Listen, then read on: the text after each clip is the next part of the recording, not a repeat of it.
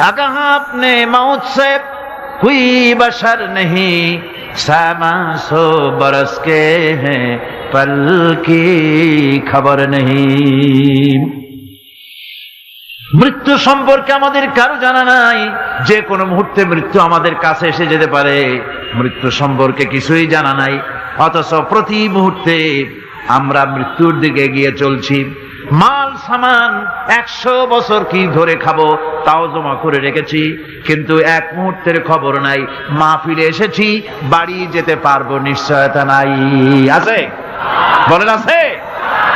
আপনি বাড়ি যাও ভালো, বসেছেন, দাঁড়াতে পারবেন এই নিশ্চয়তা আছে? সুতরাং সূরার যে সময়ের উপরে কসম করে মূলত সময়ের অপরিসীম গুরুত্ব সম্পর্কে আল্লাহ পাক মানুষকে বুঝাই দিতেছেন। সময়ের দাম দাও। আমাদের সময় চলে যায় গান শুনতে শুনতে, আশ্চর্য মলম বিক্রি করা দেখতে দেখতে, তাস পাশা খেলতে খেলতে সময় চলে যায়, কেউ খেয়াল করে না। সময় বলতে অতীত কালও হতে পারে, আবার বর্তমানও হতে পারে। আর বর্তমান কাল কোনো কালই না, বর্তমান কাল কোনো কাল নয়। প্রতি মুহূর্তে ভবিষ্যৎ এসে বর্তমান হয়, আর প্রতি মুহূর্তে বর্তমান কি হয়? অতীত হয়ে যায়। বর্তমান কাল বলে কোনো কাল নেই, প্রতি মুহূর্তে অতীত হয়ে যাচ্ছে। এই যে আমি মাহফিলে বসছিলাম প্রথম এসে, ওইটা কি এখনো বর্তমান আছে? এই যে বর্তমান কথা বলছি, এটা অতীত হয়ে যাচ্ছে। সুতরাং বর্তমান কাল নাই। আল্লাহ পাক অল আসরের সময়ের কসম করে বলছেন। যদি আমরা চিন্তা ভাবনা করি তাহলে আমরা লক্ষ্য করব আমাদের আসল মূলধন সময়। আসল মূলধন কি? জীবনের আসল মূলধন কি? সময়। ইমাম রাজি রহমতুল্লাহ আলাইহি এই পর্যায়ে এক বুজুর্গের ব্যক্তির কথা তিনি আলোচনা করেছেন। তিনি বলেছেন যে একটা লোক, তিনি সূরা আল আসর এর ব্যাখ্যা তিনি বুঝতেছিলেন না। ব্যাখ্যাটা এই মাথার মধ্যে ঘুরপাক খাচ্ছিল, এর ব্যাখ্যা কি? একবার তিনি বাজারে ঢুকলেন, তারপরে তিনি শুনতে পেলেন বাজারের এক প্রান্ত থেকে একজন চিল্লায় বলতেছে, সেই ব্যক্তির উপরে রহম করো যার পুঁজি গলে যায়, সেই ব্যক্তির উপরে রহম করো যার পুঁজি গলে যায়। উনি চিন্তা করলেন পুঁজি এবার গলে কেমনে? উনি দৌড়ে গেলেন, যায় দেখেন যে যে ব্যাটা চিল্লাচ্ছে সে হচ্ছে বরফ বিক্রেতা। কি বিক্রেতা? বরফ, বরফ, আইস। এখন এই বরফ বিক্রেতা সে চিল্লায় বলতেছে, সেই ব্যক্তির পরে রহম করো যার পুঁজি কি গলে যায়। সূর্যের তাপ বাড়তেছে আর বরফ গলে যাচ্ছে। সে বুঝাতে চাচ্ছে যে আমার এই বরফটা জমাট থাকা অবস্থায় তোমরা কেউ কেনো, যেহেতু আমার পুঁজি তো এর মধ্যে আমি ইনভেস্ট করেছি। এটা যদি পানি হয়ে যায় তো পানি তো কেউ কিনবে না, এটা তো যেখানে সেখানে পাওয়া যায়। বরফ পাওয়া যায় না বলি তো আমি বরফ কিনে আনছি। তোমরা আমার প্রতি দয়া করো, তাড়াতাড়ি করে বরফটা কিনে নিয়ে যাও।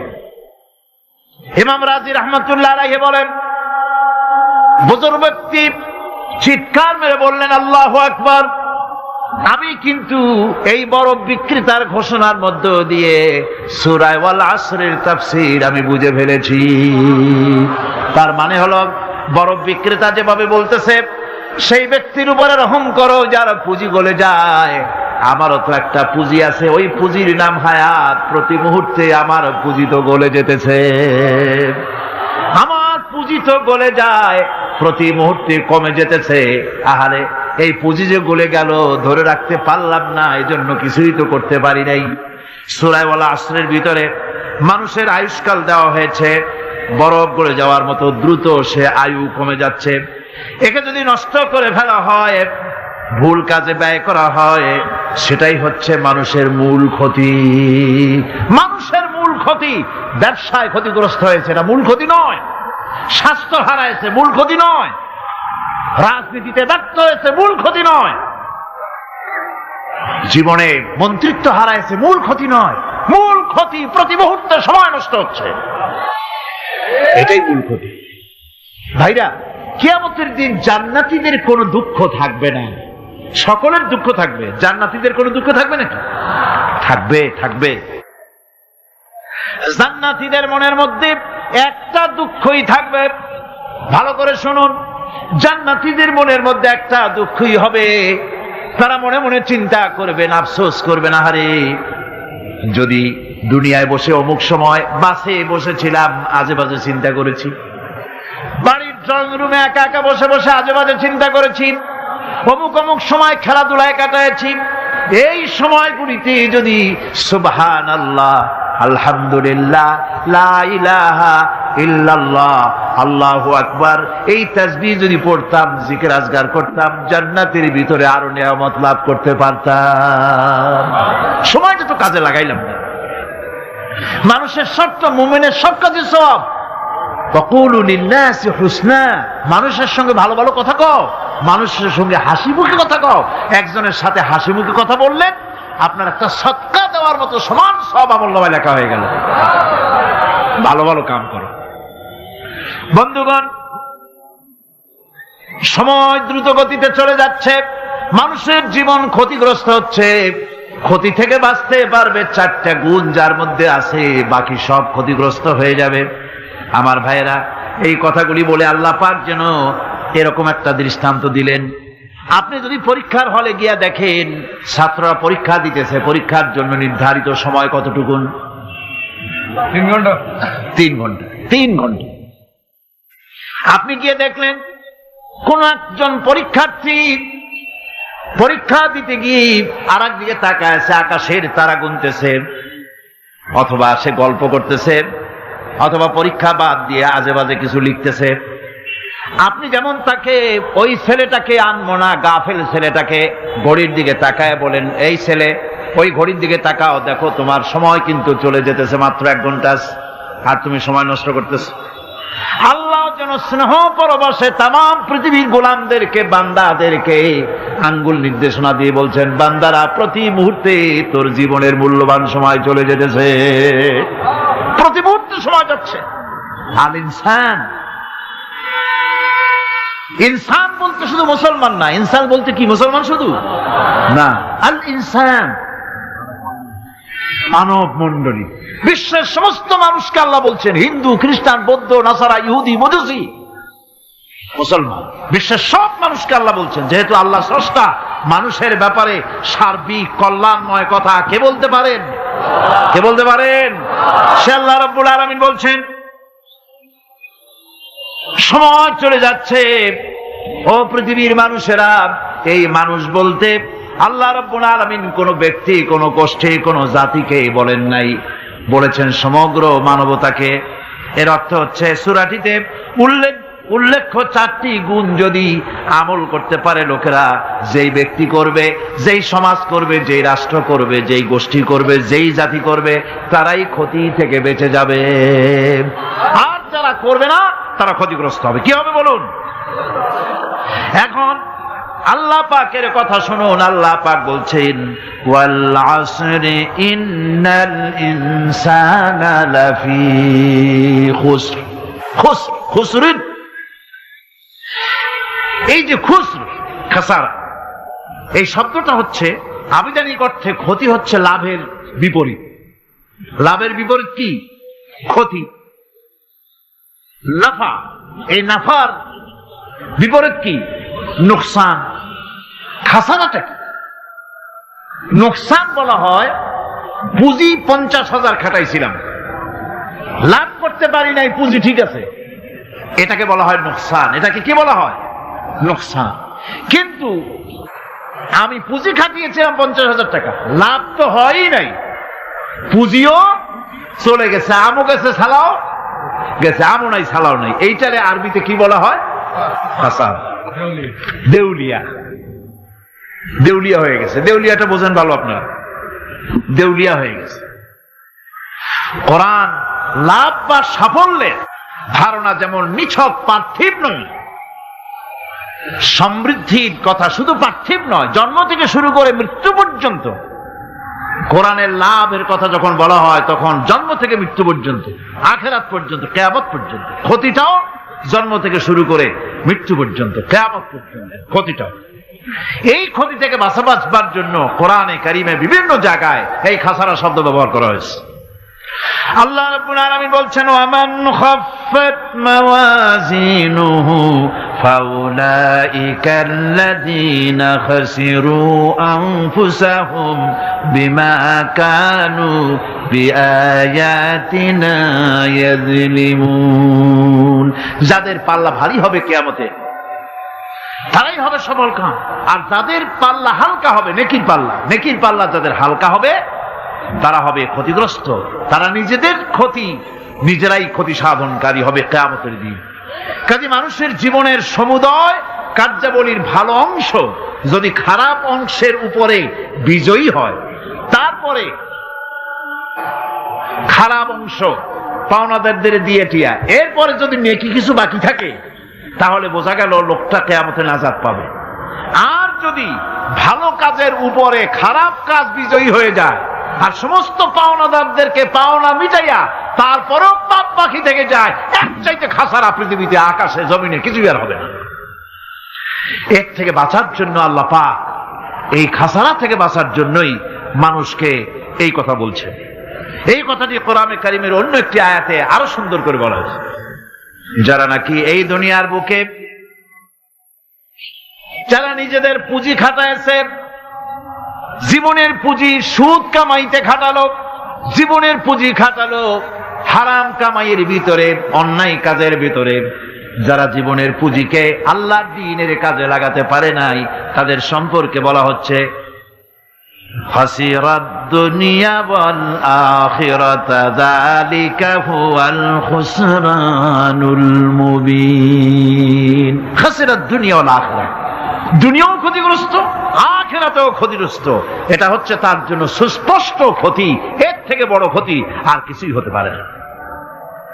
আল্লাহ পাক কোরআনে কারীমে অন্যত্র বলেছেন, وَنُنَزِّلُ مِنَ الْقُرْآنِ مَا هُوَ شِفَاءٌ وَرَحْمَةٌ لِّلْمُؤْمِنِينَ وَلَا يَزِيدُ الظَّالِمِينَ إِلَّا خَسَارًا। আমি এই কোরআন অবতরণের পরিক্রমায় এমন সব বিষয় অবতীর্ণ করেছি যা মুমিনদের জন্য নিরাময় এবং তাদের জন্য রহমত, আর জালিমদের জন্য ক্ষতি ছাড়া আর কিছুই বৃদ্ধি পায় না। জালিমদের জন্য ক্ষতি বৃদ্ধি পায়, আর যারা মুমিন তাদের জন্য এর মধ্যে নিরাময় আছে, এর মধ্যে রহমত আছে। অর্থাৎ যারা এই কোরআনকে যারা নিজেদের আইনের কিতাব হিসাবে গ্রহণ করেছে, কোরআনকে তাবিজের কিতাব হিসাবে নয়, ধর্মীয় কিতাব হিসাবে নয়, কোরআন সংবিধান। কোরআন কি?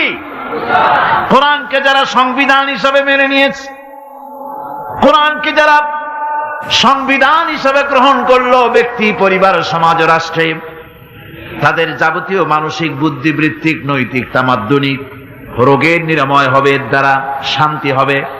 কিন্তু যেসব জালিম এই কোরআনকে প্রত্যাখ্যান করেছি, কোরআনকে যারা মৌলবাদীদের কিতাব বলে, কোরআনের কথা বললে মৌলবাদ বলে গাইল দেয়, তারা তাদের কপালকে পোড়াইয়া ছাই বানাইয়া দিছে, তাদের কপাল ভস্মীভূত করে দিয়েছে।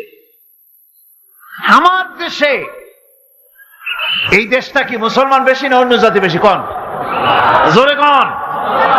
মুসলমান সবচেয়ে, খুব লক্ষ্য করে শোনেন, এই দেশে সবচেয়ে মুসলমান বেশি, ইন্দোনেশিয়ার পরে। পৃথিবীর দ্বিতীয় বৃহত্তম মুসলিম দেশ হলো কোনটা? বাংলাদেশ। এই দেশে ইসলামরে যত গালি দেওয়া হয়েছে, কোরআনকে যত গালি দেওয়া হয়েছে, আলেমদেরকে যত গালি দেওয়া হয়েছে, রাসূলুল্লাহকে যত গালি দেওয়া হয়েছে, ইসলামী আদর্শকে যত গালি দেওয়া হয়েছে, পৃথিবীতে কোন দেশে এইভাবে ইসলামকে গালি দেওয়া কোথাও হয় না। এমনকি আমেরিকার মতো দেশে, ইংল্যান্ডের মতো দেশেও কোরআনের বিরুদ্ধে এত কথা কেউ বলতে সাহস পাবে না, ইসলামের বিরুদ্ধে কথা বলতে সাহস পাবে না, যেহেতু মুসলমানেরা সেখানে পাল্টা আক্রমণ করবে। আজ আমার দেশে মুসলমানের ঘরের সন্তান হইয়া ইসলামের বিরুদ্ধে তারা বক্তব্য রাখে। মৌলবাদ জিকির উঠে গেছে। আমেরিকার প্রেসিডেন্টরা যখন শপথ নেন, প্রেসিডেন্ট হিসাবে ওথ নেন, বাইবেলের উপরে হাত রাখেন আর বলেন, এই মহাগ্রন্থকে স্পর্শ করে শপথ নিচ্ছি, আমি আমার চিন্তা চেতনা, আমার মেধা, আমার প্রজ্ঞা, সবটা আমার জাতি, আমার দেশকে উন্নয়নের জন্য, এর সমৃদ্ধির জন্য, এর সংরক্ষণের জন্য আমি আমার জীবনকে উৎসর্গ করব। বাইবেলের উপরে স্পর্শ করে এই শপথ তারা নেন। আমার দেশের প্রেসিডেন্ট প্রধানমন্ত্রী শপথ নেওয়ার সময় কোরআন শরীফের উপরে হাত রাখে যদি, তাহলে বলা হবে বেচারা মৌলবাদী হয়ে গেছে। এটা করা যাবে না। আর যদি কেউ করে সামান্য কিছু, কোরআন না, যদি তসবিহ নিয়েও আসে, তাহলে বুঝতে হবে জাতির সাথে একটা প্রতারণা ছাড়ার কিছুই না। কাজেই ধর্মের প্রতি আকর্ষণ একটা ভিন্ন জিনিস। সেই জিনিসকে ছেড়ে যারা দেয় তারাই ক্ষতিগ্রস্ত হয়, আর যারা ধরে রাখে তারা দুনিয়ায় ক্ষতিগ্রস্ত হয় না। আল্লাহ পাক এখানে রাসূল করিম সাল্লাল্লাহু আলাইহি ওয়াসাল্লামের একটি হাদিস প্রণিধানযোগ্য কোরআনের ব্যাপারে। হুজুর বলেছেন, আল কোরআন হুজ্জাতুন লাকা ওয়া আলাইকা। এই কোরআন হয় তোমার পক্ষের সাক্ষী, না হয় এই কোরআন তোমার বিপক্ষের সাক্ষী। কিয়ামতে এই কোরআন হয় তোমার পক্ষে কাজ করবে, নতুবা এই কোরআন তোমার বিপক্ষে কাজ করবে। দুই অবস্থা থেকে খালি হবে না। হয় কোরআন তোমার পক্ষে সাক্ষী দেবে, না হয় আমরা কি চাই? কিয়ামতে কি চাই? বলেন কি চাই? কোরআনের পক্ষে যদি আমরা সাক্ষী চাই, তাহলে এই কোরআনের পক্ষে আমাদেরকে কাজ করতে হবে। এছাড়া আমাদের নাজাতের কোনো পথ নাই। আমাদের মুক্তির পথ হচ্ছে কোরআন কেন্দ্রিক, রাসূলুল্লাহর হাদিস কেন্দ্রিক। এর বাইরে আমাদের সমস্ত পুঁজি নষ্ট হয়ে যাবে। আমাদেরকে পৃথিবীতে টিকে থাকতে হলে কোরআনের উপর ভিত্তি করে আমাদেরকে বাঁচতে হবে, টিকতে হবে। কোরআনে কারিমে আল্লাহ রাব্বুল আলামিন অন্যত্র বলেছেন, কুল ইন্নাল খাসিরিনাল্লাযীনা খাসিরু আনফুসাহুম ওয়া আহলিহিম ইয়াওমাল কিয়ামাহ আলা যালিকা হুয়াল খুসরানুল মুবিন। বলো, প্রকৃত দেউলিয়া তারাই যারা কিয়ামতের দিন নিজেকে, নিজের পরিবার পরিবর্গকে এই ক্ষতির দিকে যারা ঠেলে দেবে। ভালো করে শুনে নাও, এটি হচ্ছে সুস্পষ্ট ক্ষতি, সুস্পষ্ট দেউলিয়াপনা। এই ক্ষতি থেকে বাঁচার জন্য আল্লাহ রাব্বুল আলামিন কোরআনে কারীমের মধ্যে বলেছেন, ওয়াল আসরি ইন্নাল ইনসানা লাফি খুস। পড়েন সবাই, ওয়াল আসরি ইন্নাল ইনসানা লাফি খুস। মানুষের, সমগ্র মানুষের জীবন ক্ষতিগ্রস্ত। কে বলতেছেন? গা শিউরে ওঠার কথা না? গা শিউরে ওঠে? আল্লাহ বলতেছেন ক্ষতিগ্রস্ত, ব্যর্থ। আপনি যতই মনে করেন আপনার মিল আছে, কল আছে, কারখানা আছে, মন্ত্রী, টাকা পয়সা আছে, প্রেসিডেন্ট হয়েছেন, প্রধানমন্ত্রী হয়েছেন, আপনার জীবন সফল হয়েছে, আল্লাহ বলেন না, জীবন ব্যর্থ, জীবন বিফল, জীবন ক্ষতিগ্রস্ত। তাম পৃথিবীর সমস্ত মানুষ ক্ষতিগ্রস্ত, ব্যর্থ। 4টা কাজ করলে সফল হবে। কয়টা কাজ? জোরে বলেন, কয়টা কাজ? ইল্লাল্লাযীনা আমানু ওয়া আমিলুস সালিহাতি ওয়া তাওয়াসাউ বিল হাক্কি ওয়া তাওয়াসাউ বিস সাবর। 4টা কাজ করলে জীবন হবে সফল। এই ব্যর্থতা থেকে, এই ক্ষতি থেকে যদি বাঁচতে চাই কিনা? কারা কারা চাই? দেখাই তো হাত। কারা কারা চাই? ক্ষতির হাত থেকে বাঁচতে চাই কারা? আলহামদুলিল্লাহ, হাত নামান।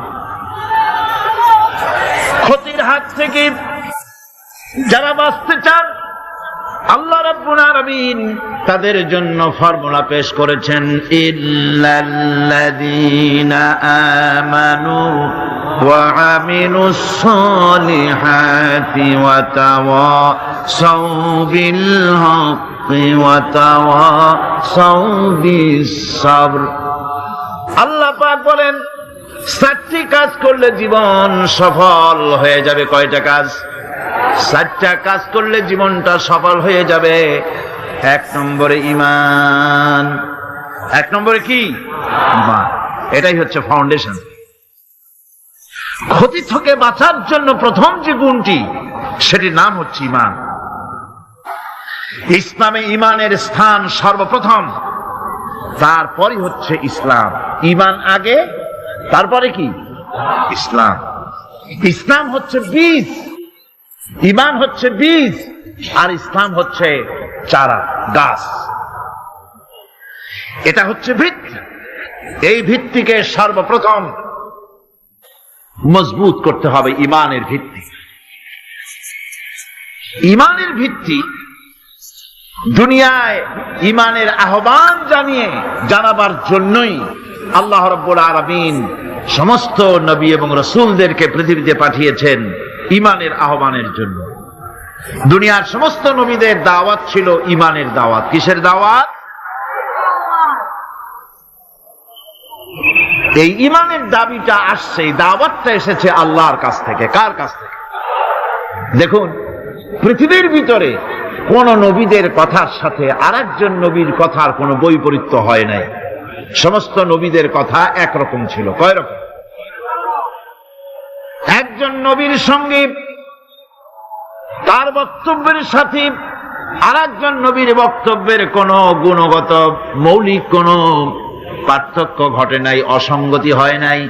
কারণ নবীরা আম্বিয়া আলাইহিমুস সালাম নিজেরা বানিয়ে কথা রচনা করে তারা মানুষের সামনে পেশ করে নাই।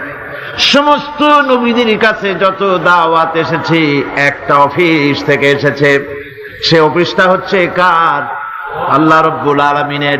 তাই দুনিয়ার সমস্ত পয়গম্বরদের দাওয়াত ছিল না ইলাহা ইল্লাল্লাহ, লা ইলাহা ইল্লাল্লাহ, লা ইলাহা, লা ইলাহা ইল্লাল্লাহু মুহাম্মাদুর রাসূলুল্লাহ। এটাই ছিল সমস্ত নবীদের দাওয়াত। কোরআনে কারীম তার ধারক এবং বাহক সম্পর্কে বলে যে তিনি যে দাওয়াত দিয়েছেন সে দাওয়াতটা হলো ঈমানের দাওয়াত। আমাদের নবী তিনি এসে যে দাওয়াত দিয়েছেন সে দাওয়াতটা কিসের?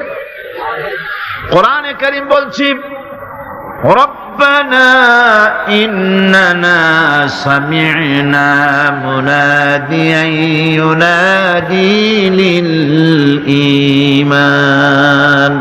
হে আমাদের রব, নিশ্চয়ই আমরা এমন একজন আহ্বায়কের আহ্বান শুনেছি যিনি আমাদেরকে ঈমানের দাওয়াত দিয়েছেন। এমন কোন পয়গম্বর নাই দুনিয়ায় যিনি ঈমানের দাওয়াত দেন নাই। সকলেই ঈমানের দাওয়াত মানুষের সামনে, বিশ্ববাসীর সামনে পেশ করেছেন। কোরআনে হাকিম স্পষ্ট একটা সীমারেখা দুনিয়ার মানুষের সামনে পেশ করে পৃথিবীর মানুষগুলিকে দুটি শ্রেণীতে বিভক্ত করে দিয়েছে। একটি হচ্ছে ঈমান পোষণকারী, আর একটি হচ্ছে অবিশ্বাসী। একটা ঈমান পোষণকারী আর একটা অবিশ্বাসী। ঈমান পোষণকারীরা সত্যশ্রয়ী, তারা হচ্ছে জ্ঞান এবং নূরের সম্পদে সমৃদ্ধ। আর দ্বিতীয় দলটি হচ্ছে কাফের, জালিম, মূর্খ। তারা হেদায়েতের রাস্তা তাদের জন্য অবরুদ্ধ। কোরআনে কারীম এই দুইটি দল সম্পর্কে উল্লেখ করতেছেন, মাসালুল ফারিকাইনি কাল আ'মা ওয়াল আসাম্মি ওয়াল বাসীরি ওয়াস সামিম হাল ইয়াস্তাবিয়ানি মাসালান আফালা। কোরআন শরীফ বলছে, হাল ইয়াস্তাবিয়ানি মাসালান আফালা তাযাক্কারুন। দুইটি শ্রেণীতে আল্লাহ পাক ভাগ করে দিয়েছেন। একটা শ্রেণী হচ্ছে অন্ধ, বোবা, বধির। আরেকটি যারা শুনতে পায়, চোখে দেখতে পায়। এ দুটি কখনো এক নয়, সমান নয়। এ দুটির রাস্তা আলাদা। কাফেরের রাস্তা আর ইমানদারদের রাস্তা সম্পূর্ণ ভিন্ন। আল্লাহ রাব্বুল আলামিন ঈমান এবং কুফরের পার্থক্য বলে দেওয়ার জন্য গোটা মানব জাতির মধ্যে স্পষ্ট করে বলেছেন, লা ইকরাহা ফিদ-দীন ক্বাদ তাবায়্যানার রুশদু মিনাল গায়y। দ্বীনের ব্যাপারে জোর জবরদস্তি নেই। এখানে হেদায়েতের পথ এবং গোমরাহি, হেদায়েতকে গোমরাহির পথ থেকে সম্পূর্ণ আলাদা করে দেওয়া হয়েছে।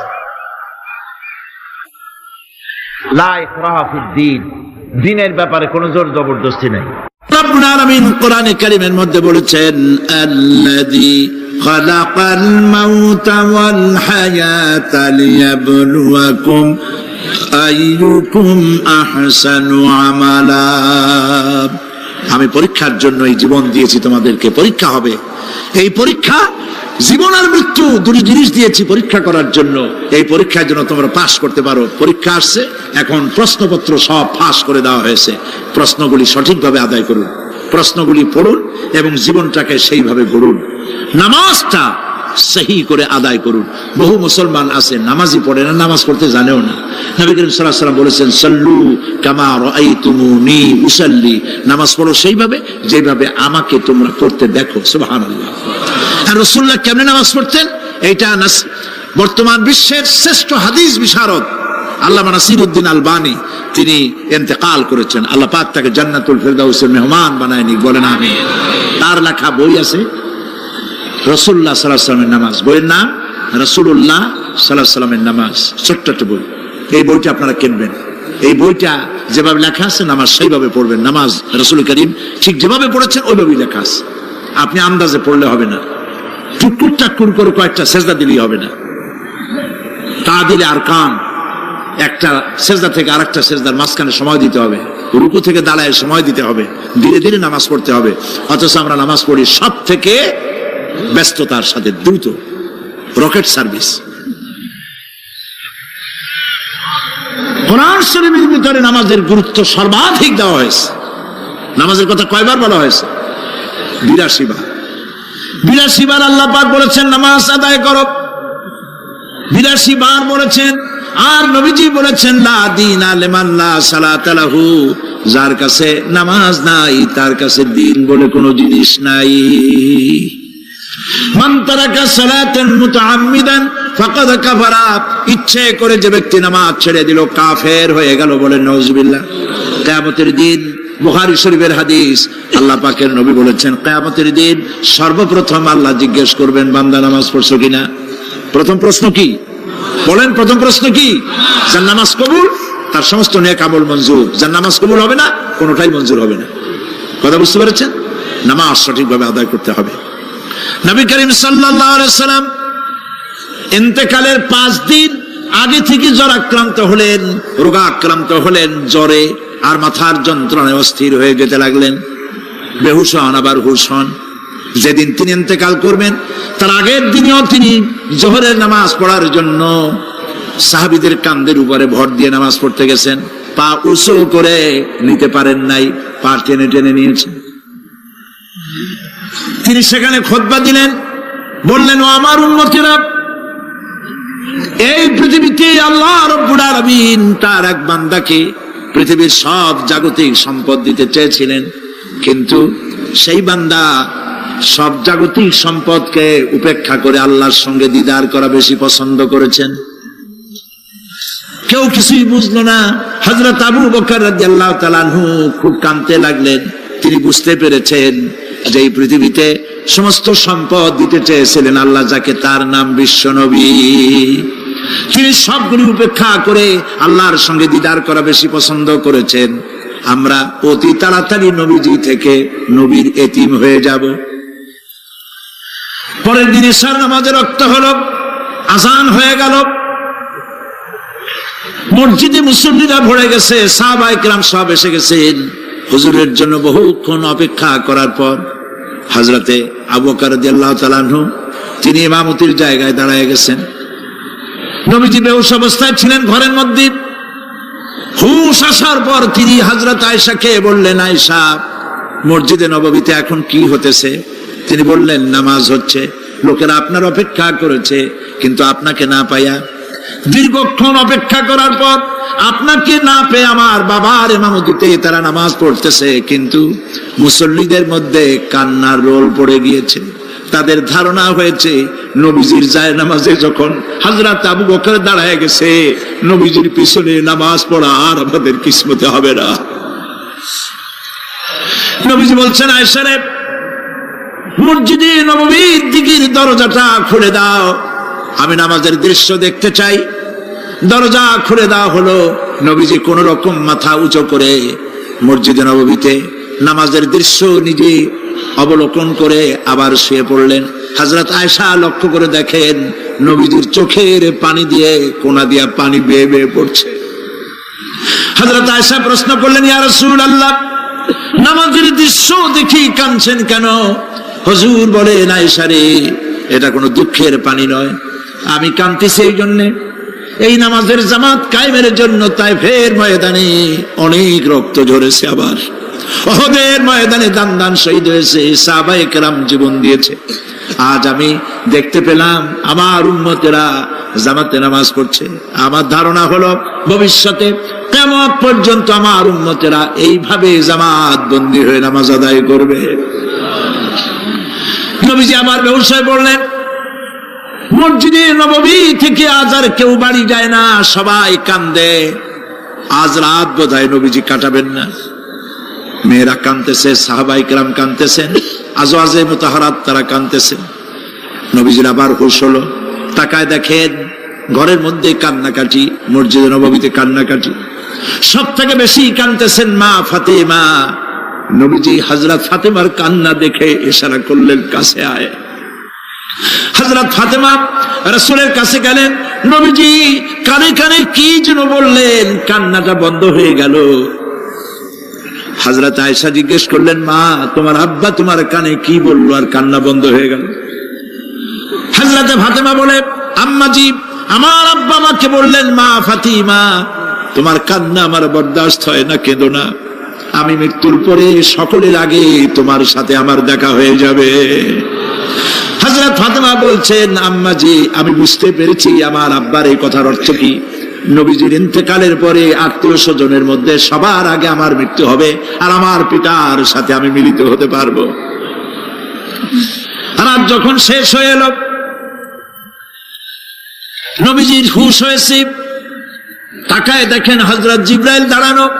হযরত জিবরাইল নবীজির চেহারা মোবারকের দিকে তাকায় বলেন, আসসালামু আলাইকা ইয়া রাসূলুল্লাহ, আল্লাহ আপনাকে সালাম বলেছেন, আর আল্লাহ পাক জানতে চেয়েছেন আপনার মুখে আপনি কেমন আছেন। আল্লাহ জানেন আপনার অবস্থা কি, তারপরেও আপনার মুখে শুনতে চেয়েছেন আপনি কেমন আছেন। নবীজি বলছেন, জিবরাইল, বড় কষ্টে আছি, বড়ই যন্ত্রণা, বড়ই কষ্ট। হযরত জিবরাইল বলছেন, ইয়া রাসূলুল্লাহ, আজকে এক নতুন ফেরেশতা আমি সাথে করে নিয়ে এসেছি। এই ফেরেশতা পৃথিবীর কোন নবী অথবা কোন মানুষের কাছে যাওয়ার জন্য অনুমতি চায় না, আজ আপনার কাছে অনুমতি ভিক্ষা চায় কাছে আসার জন্য। ওই ফেরেশতার নাম হচ্ছে মালাকুল মউত। হযরত মালাকুল মউত বলেন, ইয়া রাসূলুল্লাহ, এই পৃথিবীতে আদম আলাইহিস সালাম থেকে নিয়ে পর্যন্ত কোন মানুষের জান কবজের জন্য আমার অনুমতি চাওয়া লাগে নাই, আর কোনোদিন লাগবে না। আজ আমি আসার সময় আল্লাহ বলেছেন আপনার জান কবজের জন্য আমি যেন আপনার কাছে অনুমতি ভিক্ষা চাই। নবীজি বলছেন, আমি যদি অনুমতি না দেই তো কি হবে? হযরত মালাকুল মউত বলছেন, ইয়া রাসূলুল্লাহ, অনুমতি যদি না দেন আমি ফেরত চলে যাব, আমাকে সেভাবেই বলা হয়েছে। হযরত জিবরাইল বলেন, ইয়া রাসূলুল্লাহ, আল্লাহ রাব্বুল আলামিন আপনার দিদারের ইন্তজার করতেছে।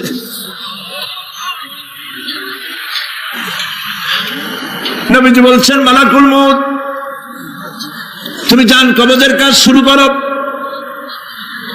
মালাকুল মউত যখন কাছে এসেছে, রাসূল জিজ্ঞেস করলেন, আয়েশা, ঘরে যে কয়েক টুকরা স্বর্ণ ছিল সেগুলোর কি অবস্থা?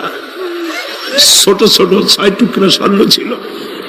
হযরত আয়েশা বলছেন, হুজুর, আমি এগুলো রেখে দিছি। হুজুর বলছেন, না, রাখতে পারবে না, আমার ইন্তেকালের আগে খয়রাত করে দাও। মুহাম্মদ সাল্লাল্লাহু আলাইহি ওয়াসাল্লাম আল্লাহর কাছে অবস্থায় উঠবে না যে তার ঘরের ভিতরে সোনা ছিল, দিয়ে দাও, খয়রাত করে দিয়ে দাও। হযরত মালাকুল মউত রাসূলের জান কবজ শুরু করে দিলেন। রাসূলুল্লাহ জীবনের শেষ কথা বললেন, আসসালাত আসসালাত ওয়া মা মালাকাত আইমানুকুম। আমার উম্মতেরা বিদায় লগ্নে বলে গেলাম, নামাজ নামাজ নামাজ ছেড়ে দিও না।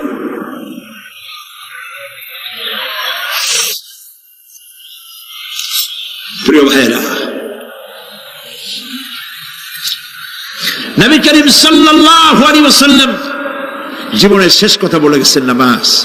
সেই নামাজে আমাদের যত সব অবহেলা, স্ত্রীকে নামাজ পড়ান, বউকে নামাজ পড়ান, ছেলে মেয়েকে নামাজ পড়ান। দোকানদার ভাইরা যখন আজান হয়ে যাবে দোকান বন্ধ করে দেন, আপনি আপনার কর্মচারীরা নামাজ পড়তে যান। যতটুকু সময় নামাজ পড়তে গেছে এই সময় বিক্রি করলে যা লাভ হইতো এরপরে বিক্রি করলে আল্লাহ 10 গুণ বেশি বরকত দিতে পারেন। পারেন কিনা? পারেন কিনা? আল্লাহরে বিশ্বাস করেন, আল্লাহ আপনার বরকত দিবে। আপনার কর্মচারী, দোকানদারে, বাড়ি ঘরে স্ত্রী পুত্র পরিজন যারা আছে সবাইকে নামাজি বানান। নামাজি বানাবার জন্য চেষ্টা করেন। নামাজ, রোজা ইত্যাদি করুন। মিথ্যা বলবেন না, ওজনে কম দিবেন না, খাদ্যে ভেজাল দিবেন না, ঘুষ খাবেন না, ঘুষ দিবেন না, মানুষের উপর অত্যাচার করবেন না, কাউকে কষ্ট দিবেন না, মানুষ যেন আপনার ব্যবহারে কষ্ট না পায়। আল্লাহ পাক বলেছেন ওয়াকুলু লিন-নাসি হুসনা, মানুষের সাথে সুন্দর সুন্দর কথা কও। নবী করিম সাল্লাল্লাহু আলাইহি ওয়াসাল্লাম বলেছেন মানুষের সাথে যদি হাসি মুখে কথা বলো একটা সদকা দেওয়ার সমান সওয়াব হয়ে যাবে।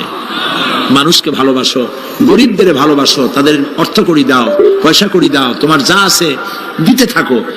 কুয়ার পানি যত উঠাবেন তত কুয়ার পানি ভালো থাকবে, আর পানি উঠাবেন না কুয়ার পানি পচে যাবে।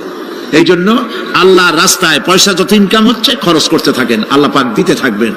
আল্লাহ পাক বলেছেন যে সদকার মালকে আল্লাহ বৃদ্ধি করে দেন, আর দান সদকা যারা করে না, যাকাত দেয় না, তাদের মালকে আল্লাহ ধ্বংস করে দেন, হালাক করে দেন। এগুলোর দাম নাই, অশান্তি বাড়বে, বউ কথা শুনবে না, সন্তানাদি কথা শুনবে না, মামলা মোকদ্দমা, অশান্তি আর অশান্তি। আর আল্লাহর পথে থাকুন, আল্লাহ শান্তি বাড়ায় দেবেন। আমরা বলি আমিন। প্রিয় ভাই সব, আমি কিছু আলোচনা আজকে আল্লাহ পাক যা করাইছেন এগুলি যেন আল্লাহ আমারে আমল করার তৌফিক দেন।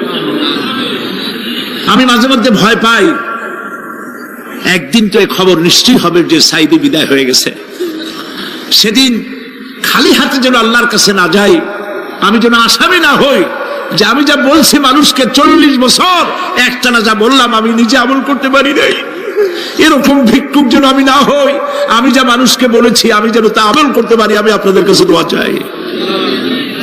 আমরা কেউ বাঁচবো না, এই যে দেখা হলো আবার দেখা নাও হইতে পারে। সেই জন্য আমরা আমাদের জীবনকে যেন তৈরি করি। আপনারা কোরআন শরীফ পড়ুন, দিন শিখুন, ঈমান শিখুন, ভালো থাকুন, ভালো হয়ে চলুন। আল্লাহ রাব্বুল আলামিন পরীক্ষার জন্য আমাদেরকে এই ময়দানে ছেড়ে দিয়েছেন। প্রশ্ন কি হবে আল্লাহ সব বলে দিয়েছেন। প্রশ্ন কি হবে? তোমার যৌবন, এ ব্যাপারে প্রশ্ন করা হবে। কোন পথে ইনকাম করেছো প্রশ্ন করা হবে। কোন পথে খরচ করেছো প্রশ্ন করা হবে। দ্বীনের ইলম যতটুকু হাসিল করেছিলে তার কতটুকু নিজে পালন করেছো, আর দ্বীনের দাওয়াত কতটুকু মানুষের কাছে পৌঁছায়ছো। প্রত্যেকটি ব্যাপারে কিয়ামতে আল্লাহর কাছে জবাব দিতে হবে। এই জন্য কবি বলছেন আমল সে जिंदगी बनती है ये जन्नत भी व जहन्नम भी ये खाके अपनी फितरत है ना नारी ना नूरी। মানুষের জীবন আমল দিয়ে গঠন হয়, আমল দিয়ে জীবন গড়ে, নইলে এই মাটির তৈরি দেহ জান্নাত আর জাহান্নামের কিছু দিয়ে তৈরি হয় নাই। আপনি ইচ্ছে করলে দেহটাকে জাহান্নামের জন্য উপযোগী করতে পারেন, ইচ্ছে করলে এই দেহটাকে জান্নাতের জন্য উপযোগী করতে পারেন। এটি আপনার ইখতিয়ারে আল্লাহ দিয়েছেন, আপনাকে বাধ্য করা হয় নাই যে সেজদা না দিলে ফেরেশতা এসে ঘাড়ের উপরে পিটাবে, সুদ ঘুষ জেনা করলে পরে ঠ্যাং পিটায় ভেঙে দেওয়া হবে না। আপনি বাধ্য নন। আপনি সম্মানিত জীব, আল্লাহ সম্মানিত প্রাণী আল্লাহ পাকের। সেই জন্য মানুষকে বাধ্য করা হয় নাই। অটোনোমাস বডি, অটোনমি দেওয়া হয়েছে, আপনাকে স্বাধিকার দেওয়া হয়েছে। চন্দ্র সূর্যের ব্যাপারে স্বাধিকার দেওয়া হয় নাই। রাত এখন 7:35, সূর্যের বাপেরও ক্ষমতা নাই বাংলাদেশে এখন উঁকি মারে, ঠিক কিনা? সে এখন আমেরিকায় রোদ দিচ্ছে, তাপ দিচ্ছে আমেরিকায়। ওকে নির্ধারণ করা হয়েছে যেভাবে সেইভাবেই করতে হবে।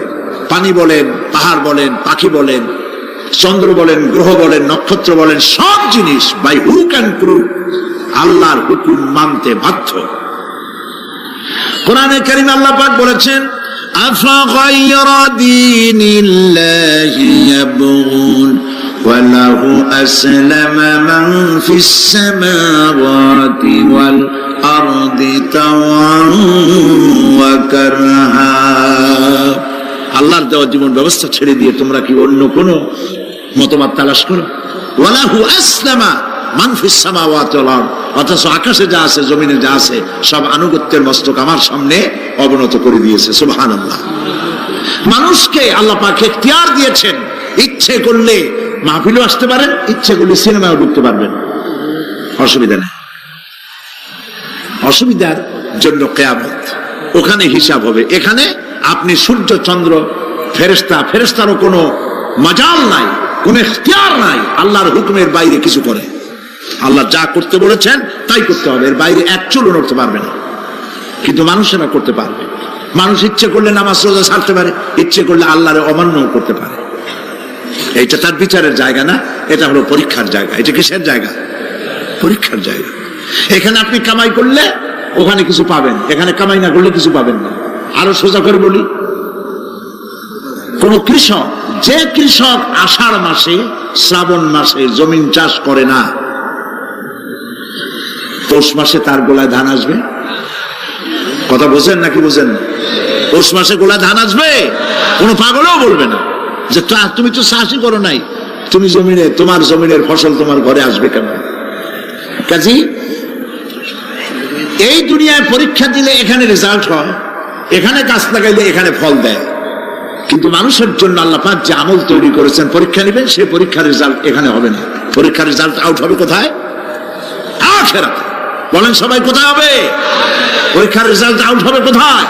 আখিরাতে। এখানে আপনি যা কামাই করবেন এখানে রিটার্ন দেওয়া হবে না। এখানে যা কামাই করবেন সমস্ত কামাই 700 গুণ বর্ধিত আকারে কিয়ামতে আল্লাহ আপনার হাতে ধরাই দিবেন। আল্লাহর ওয়াদা কখনো মিথ্যা হয়? মিথ্যা হয় রাজনৈতিক দলের নেতারা, এই জাতীয় লোকেরা যারা মঞ্চে আসে আর বলে যে এবার আমাদের ভোট দেন, আমরা ক্ষমতায় যাইতে পারলে আপনারা না খাইয়া কেউ মরবেন না। কিন্তু কি খাইয়া মরবে তাও কয় না। সেদিন শুনলাম এই যে নির্বাচন এখন একটা চলতেছে, স্লোগান বাপ দাঁড়াইছে, ছেলে তো বলে রহিম ভাই আমার ভাই, তোমার ভাই, বাপের নাম রহিম। তারপরে শুনলাম বলতেছে বেগুন ভাইয়ের চরিত্র, আজকে নাম রাখে তো আদর করে বেগুন পটল, বেগুন ভাইয়ের চরিত্র ফুলের মতো পবিত্র। আমি আর একজনের পাশের থেকে কইল যে নামাজ পড়ে না, একক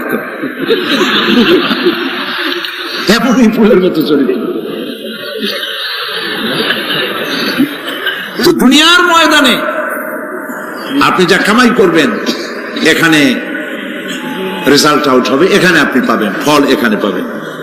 যা করবেন এখানে গাছ লাগাবেন, ফল লাগাবেন, এখানে পাবেন। আর আল্লাহর জন্য যেটা করবেন সেটার ফল, সেটার রেজাল্ট কিয়ামতে বাইরে হবে। সুবহানাল্লাহ। এখানে পরীক্ষা দিয়ে যদি কেউ ফেল করে, ম্যাট্রিক পরীক্ষা দিয়ে ফেল করেছে, ফাজেল পরীক্ষা দিয়ে ফেল করেছে, আবার পরীক্ষা দিয়ে পাস করার সুযোগ আছে, আবারও ফেল করেছে, আবারও পরীক্ষা দিয়ে পাস করার সুযোগ আছে। 10 বার যদি ফেল করে আরো 10 বার পরীক্ষা দিয়ে পাস করার সুযোগ আছে।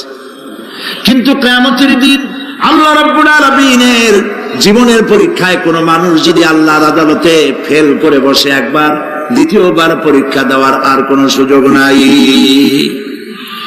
এই পৃথিবীতে যদি কেউ নিম্ন আদালতে মামলায় হেরে যায়, জজ কোর্টে করবে, যদি হেরে যায় হাইকোর্টে করবে, হেরে গেলে আপিল করবে সুপ্রিম কোর্টে, সুপ্রিম কোর্টেও যদি হেরে যায় তাহলে প্রেসিডেন্টের কাছে আপিল করবে। সুযোগ আছে কয়েকবার।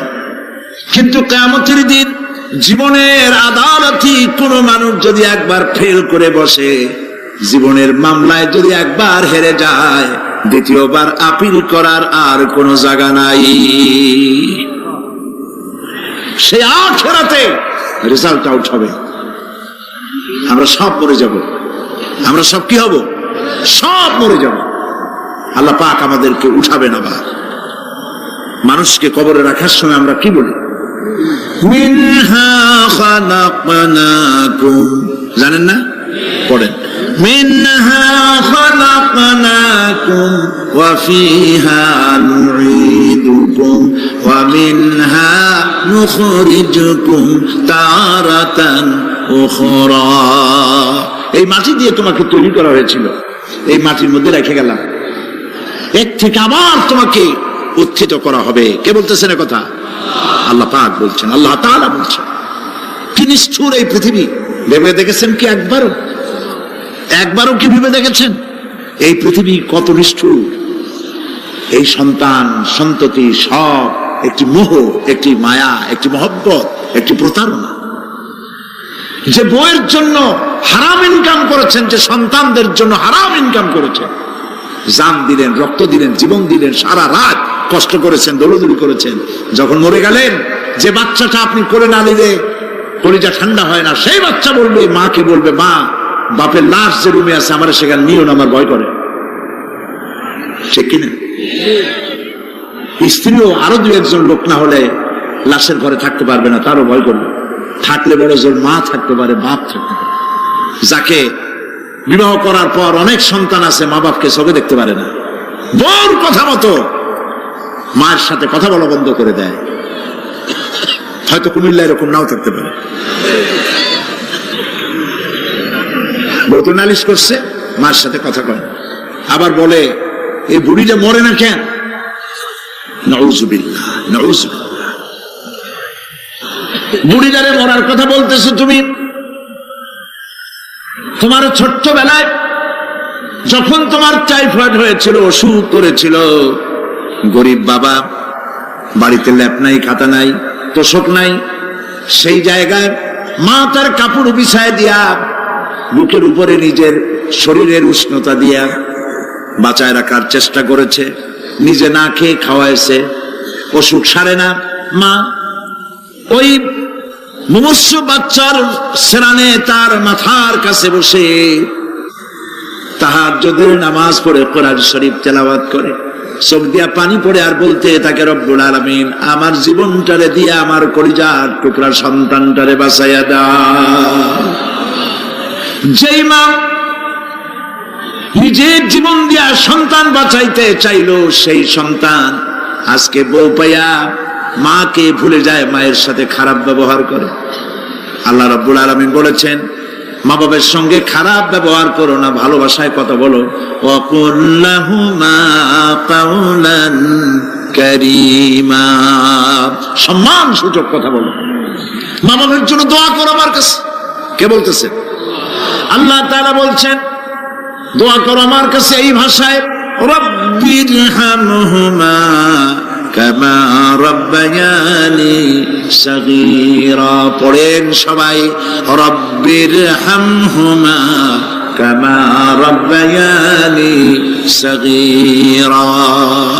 আয় আমার রব, আমার মা বাপ যেমনে ছোটবেলায় আমাকে অত্যন্ত যত্ন করে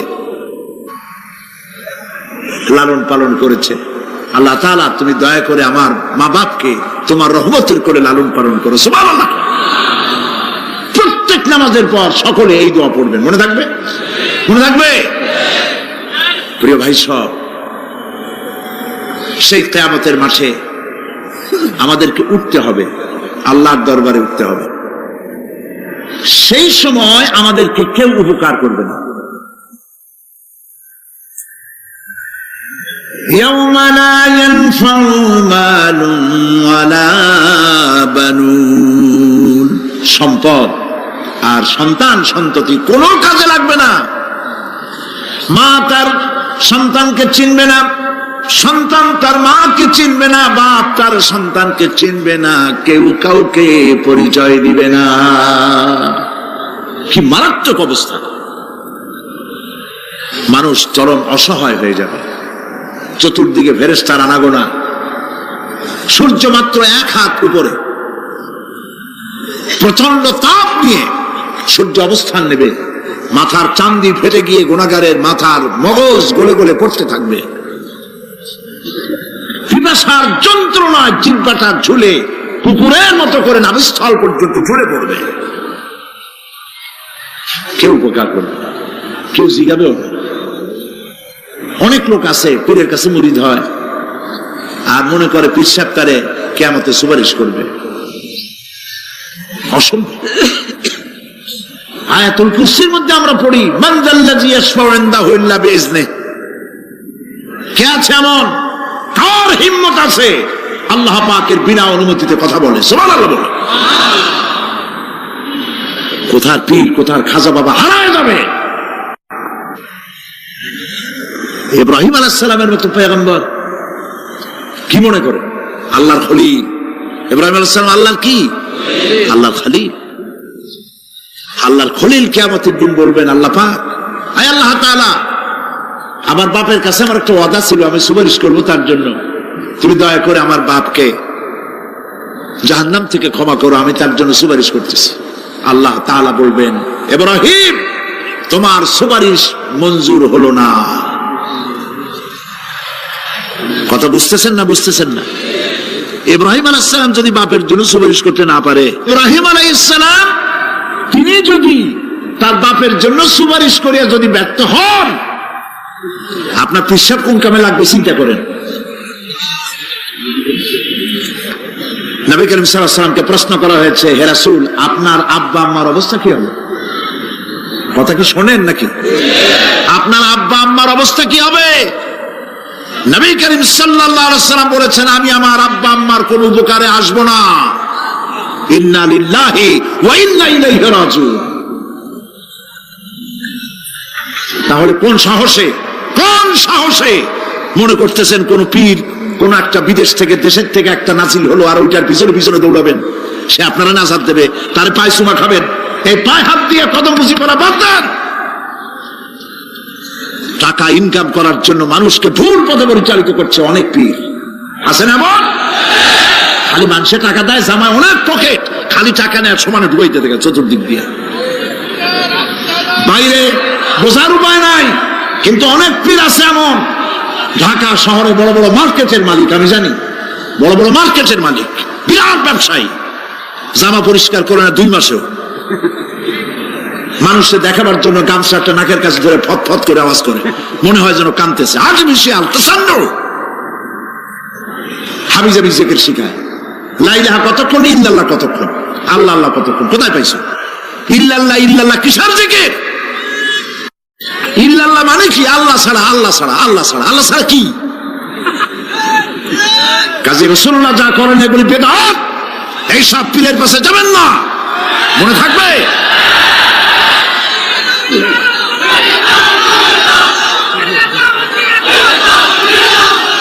প্রিয় ভাই সব, কিয়ামতের দিন আপনার আমল, একমাত্র আমল আপনাকে বাঁচাইতে পারবে। এই কোরআন শরীফে আল্লাহ পাক বলেছেন, ইয়া আইয়ুহাল্লাযীনা আমানু আবতাগু ইলাইহিল ওয়াসিলা, হে বিশ্বাসীরা ওসিলা ধরো। ধুরন্ধর এক শ্রেণীর লোকেরা এর অর্থ করেছে পীর ধরো। দুনিয়ার কোন তাফসীর, যত মুফাসসির পৃথিবীতে জন্মগ্রহণ করেছেন, কোন মুফাসসির এটা বলেন নাই আবতাগু ইলাইহিল ওয়াসিলার মানে হলো পীর ধরো।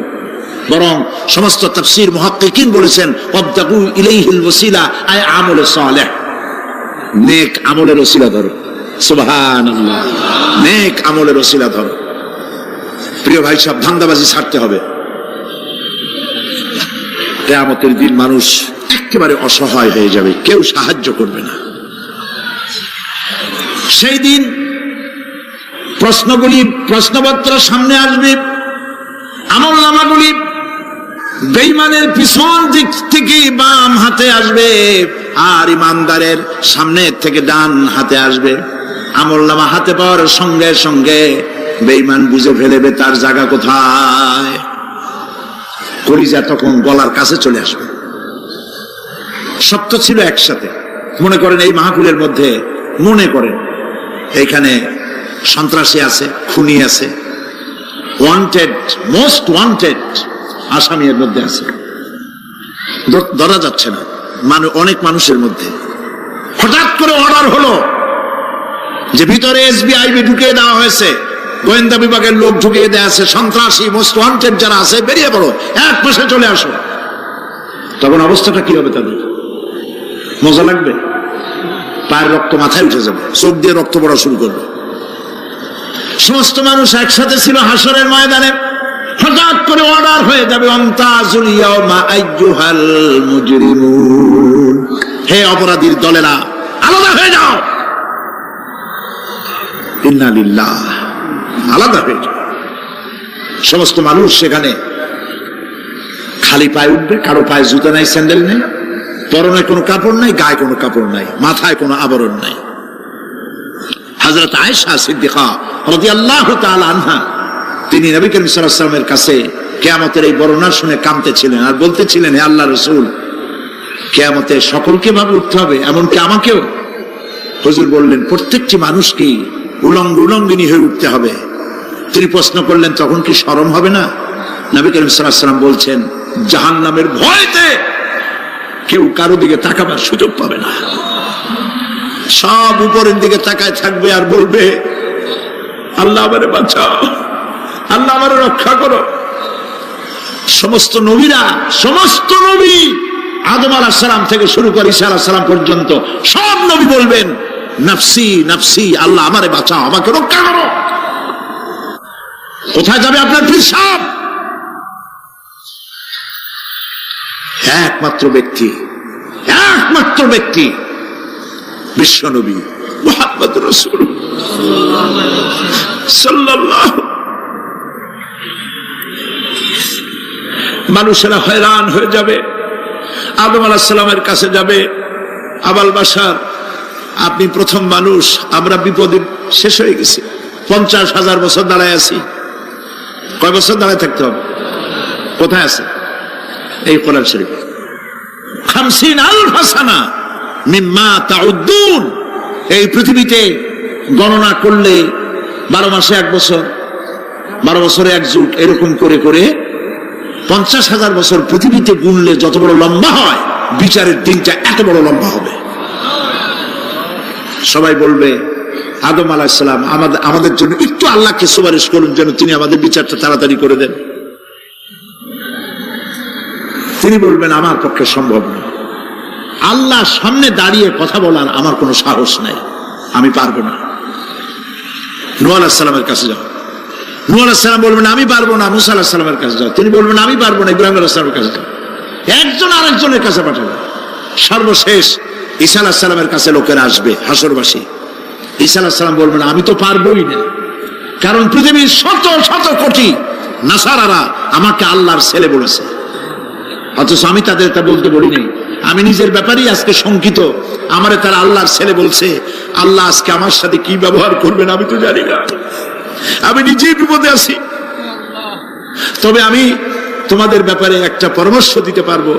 একজন ব্যক্তি আছে যার কাছে গেলে তিনি কথা বলতে পারবেন, তিনি বিশ্বনবী রাহমাতুল্লিল আলামিন জনাব মুহাম্মদ রাসূলুল্লাহ সাল্লাল্লাহু আলাইহি ওয়াসাল্লাম। তার কাছে চলে যান, হাসরবাসীরা তার কাছে চলে যাবে। নবীজি সকলের কথা শুনে সিজদায় পড়ে কাঁদতে থাকবেন। তিনি বলবেন, হাসরবাসীদেরকে আশ্বস্ত করবেন, এই কাজ আমার কাজ, আমি বলবো আল্লাহ পাককে। তিনি সিজদায় পড়ে কাঁদবেন। রব্বুল আলামিন প্রশ্ন করবেন, হে আমার রাসূল, আপনার তো আজকে কান্দার দিন না, আপনি কাঁদেন কেন? আমি আপনাকে মাকামে মাহমুদ দিয়েছি, কাউসারের মালিক বানাই দিয়েছি। আপনি জান্নাতে প্রবেশ করার আগে কেউ বেহেশতে যাইতে পারবে না, এই সম্মান দিয়েছি, কাঁদেন কেন? নবীজি বলেন, রব্বুল আলামিন যা তুমি আমার জন্য বরাদ্দ রেখেছো সব আমি পেয়েছি বা পাবো, আমি কান্দি আমার উম্মতের কি হবে? আল্লাহ রাব্বুল আলামিন তাকে পারমিশন দিবেন, আপনার নেককার জান্নাতি উম্মতগুলি আপনি বেছে নিন। নবী করিম সাল্লাল্লাহু আলাইহি ওয়াসাল্লাম পারমিশন পাবেন। আল্লাহর পারমিশন ব্যতি রেখে আল্লাহর দরবারে কথা উচ্চারণ করার ক্ষমতা কেন হবে না? সুবহানাল্লাহ। এই কথা ভাববার কোনো কারণ নাই। অমুক পীর সাহেবের অনেক মুরিদ আছে, সব মুরিদ টুরিদ নিয়ে নারায়ে তাকবীর জিন্দাবাদ, পীর সাহেব জিন্দাবাদ, এই সমস্ত বাদ বোধ কামে লাগবে না। ওয়া কুল্লুহুম ইয়াতিহি ইয়াউমাল কিয়ামাতি ফারদা। কিয়ামতের দিন প্রত্যেককে একজন একজন করে আসতে হবে আল্লাহর দরবারে। আল্লাহ বলেছেন, একজন একজন একজন, মিছিল করার উপায় নেই। আল্লাহ রাব্বুল আলামিনের দরবারে হাজির হয়ে যাবে। সেই কঠিন হাসরের ময়দানে বাঁচার জন্য নবীজি দোয়া শিখায় দিয়েছেন, দোয়া করো, আল্লাহুম্মা হাসিবনি হিসাবান ইয়াসীরা। পড়েন আমার সাথে, আল্লাহুম্মা হাসিবনি হিসাবান ইয়াসীরা, আল্লাহুম্মা হাসিবনি হিসাবান ইয়াসীরা। হে আল্লাহ, তুমি আমার সহজ হিসাব নাও। নবী করিম সাল্লাল্লাহু আলাইহি ওয়াসাল্লাম নিজেই দোয়া করেছেন। চিন্তা করেন, আল্লাহ পাক নিজে, আল্লাহ তাআলা তিনি নিজে প্রশ্ন করবেন এবং পাপগুলি দেখাই দেবেন, এই সব পাপ করছো। মানুষ, আল্লাহর বান্দা ভয় চোটে কলিজা গলা দিয়ে বেরিয়ে যেতে থাকবে, বেরিয়ে যেতে চাইবে, তার বাষ্পরুদ্ধ হয়ে আসবে, বলতে থাকবে, আল্লাহ আমি করে ফেলেছি, আমি মাপ চাই, তোমার কাছে ক্ষমা ভিক্ষা চাই। আল্লাহ রাব্বুল আলামিন বান্দার কাকুতি বিরতির দিকে লক্ষ্য করে বলবেন, বান্দারে আমি তোকে ক্ষমা করে দিলাম। এটাই হলো হিসাব ইয়াসির, সহজ হিসাব। এই সহজ হিসাব কার কিসমতে আছে, কার কিসমতে নাই, আমরা কেউ জানি না। এই দুনিয়াটাকে আল্লাহ পাক বানাইছিলেন পরীক্ষা নেওয়ার জন্য। কি জন্যে? পরীক্ষা নেওয়ার জন্য।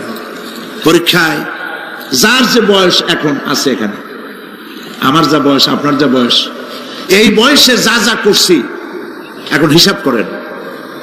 ছোটবেলায় কই মাছের কাঁচা গলার মধ্যে ঢুকছিল, তখন ক্লাস 2-তে পড়ি, এরকমের একটা ঘটনা মনে আছে কিনা? মনে নাই?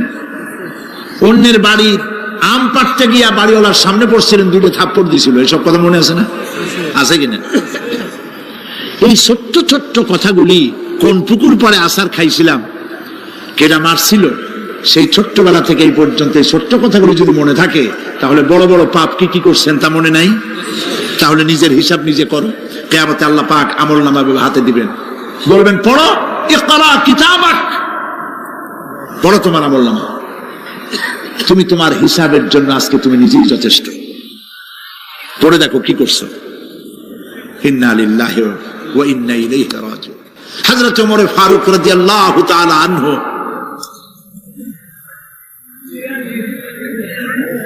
তিনি একবার অন্ধকার রাত্রে যাচ্ছিলেন, পিছনে ছিল অনেক লোকজন ছিল।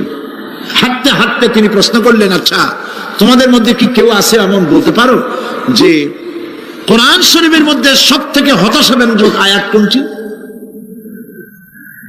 একজন জবাবে বললেন, অন্ধকার, পিছনে অন্ধকারের মধ্যে পিছন থেকে একজন জবাব দিল, ফামান ইয়ামাল মিসকালা যাররাতিন খায়রান ইয়ারা ওয়া মান ইয়ামাল মিসকালা যাররাতিন শাররান ইয়ারা। এর অর্থ হলো, পৃথিবীতে কেউ যদি ছোট্ট একটি পাপ নেকির কাজ করে, সরিষা পরিমাণ নেকির কাজ যদি করে সেটা দেখতে পাবে, সরিষা পরিমাণ পাপের কাজ যদি করে সেটা দেখতে পাবে। ওমর রাদিয়াল্লাহু তাআলা আনহু কাঁদতেছিলেন, কিয়ামতে সব নেকি আর পাপ যা যা করছি সব দেখানো হবে। ইন্না লিল্লাহি ওয়া ইন্না ইলাইহি রাজিউন। আল্লাহ তুমি মাফ করে দাও আমাদেরকে, আমরা বলি আমিন। কতক্ষণ হাঁটার পরে তিনি প্রশ্ন করলেন, আচ্ছা মুমিনদের জন্য কোরআনের মধ্যে সব থেকে আশাব্যঞ্জক কোন আয়াত কি আছে? পেছন থেকে আওয়াজ এলো, মুমিনদের জন্য আশাব্যঞ্জক একটি আয়াত আল্লাহ রাব্বুল আলামিন কোরআনের মধ্যে দিয়েছেন, সেটি হচ্ছে লা তাকনাতু মির রাহমাতিল্লাহ। আমার রহমত থেকে, আল্লাহর রহমত থেকে হতাশ হয়েও না, নিরাশ হয়ে যেও না। অর্থ হচ্ছে এই, আমরা পাপ করেছি, আমরা সবাই গুনাহগার কিনা বলেন? স্বীকার করি আমরা সবাই গুনাহগার কিনা? সবাই গুনাহগার।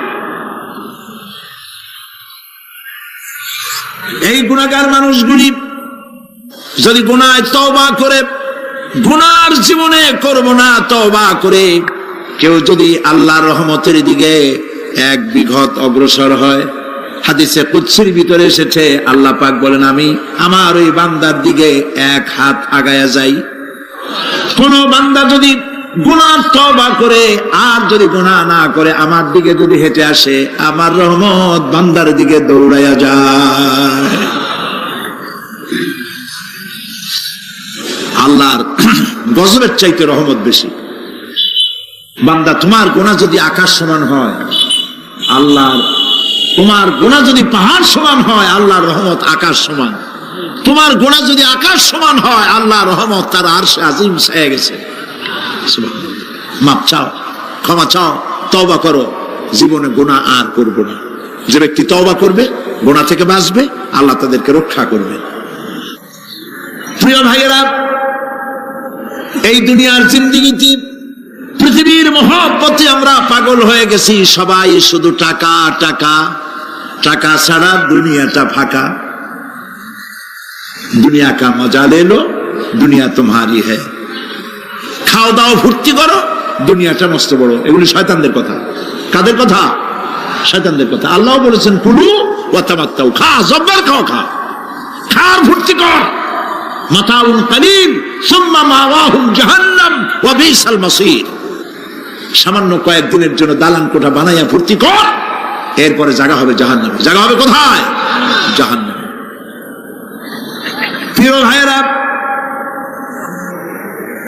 এই দুনিয়াটার দৃষ্টান্ত একটা পরের স্ত্রীর মতো সুন্দরী যুবতী, রূপবতী, স্বাস্থ্যবতী পরের একটা স্ত্রী। এইটারে দেখে আফসোস করে কোনো লাভ আছে? জবাব দেন। যারা কথা বুঝেন তারা জবাব দেন।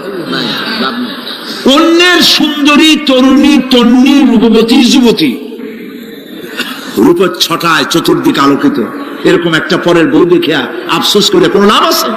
ওর তো বিয়ে হয়ে গেছে, তুমি আফসোস করে লাভ কি? গলা দড়ি গিয়ে মরলেও লাভ নেই। এই পৃথিবী একটা সুন্দরী পর স্ত্রীর মতো। একে যত মহব্বত করবেন, আল্লাহর রহমত থেকে তত দূরে চলে যাবেন। আর এই দুনিয়ার উপরে যত লাথি মারবেন, আল্লাহর দিকে তত আগায় যাবেন। খালি টাকা চাই, টাকা টাকা। বাড়ি একটা আছে আরো 6টা চাই, দোকান 5টা আছে আরো 7টা চাই, গাড়ি একটা আছে আর 50টা চাই। এই চাই আর চাই, খাই আর পাই, এই করতে করতে মানুষের জীবন শেষ হয়ে যায়। আহারে, একেবারে খালি হাতে চলে গেল। ইন্ডাস্ট্রি পড়ে থাকলো, বাড়ি পড়ে থাকলো, গাড়ি পড়ে থাকলো, 3খান কাপড় নিয়ে আর চলে গেল গর্তের মধ্যে। আহারে, ছেলে মেয়ে বউ চোখের একটু পানি ফেলাইলো ওই দিন, আর কিচ্ছু না, কবরের মধ্যে রেখে দিল। এখন কবরের ভিতরে ফেরেশতা চলে এসেছে। বেঈমান হয়ে যদি মারা যেয়ে থাকে, ঈমান নিয়ে মরে নাই, বেঈমান হয়ে মারা গেছে, কলেমা মনে আসে নাই, জিজ্ঞেস করা হবে মান রাব্বুকা মা দীনুকা মান নাবিয়ুকা, কে তোমার রব, কি তোমার দিন, কে তোমার নবী? বেঈমান বলবে হায় হাতা লা আদরি, জানি না। নাউযুবিল্লাহ, বলে নাউযুবিল্লাহ, জানি না। এখানে আপনি মুখস্থ করে গেলেই যে ওখানে জবাব দিতে পারবেন এমনটি হবে না। আমল করতে হবে, আমল তৈরি করতে হবে। আমল মানে কিন্তু এইটা না যে আপনি বসে বসে তসবিহ পড়বেন। এটা লোকের আমল করে, যে লোকটা খুব আমলদার, খুব আমল করে। আমলের ইংরেজি হচ্ছে ওয়ার্ক, বাংলা হলো কাজ। তো কেউ বসে বসে কোনো কাজ নাই, তসবিহ টিপতেছে, এটা কিন্তু আমল হইল?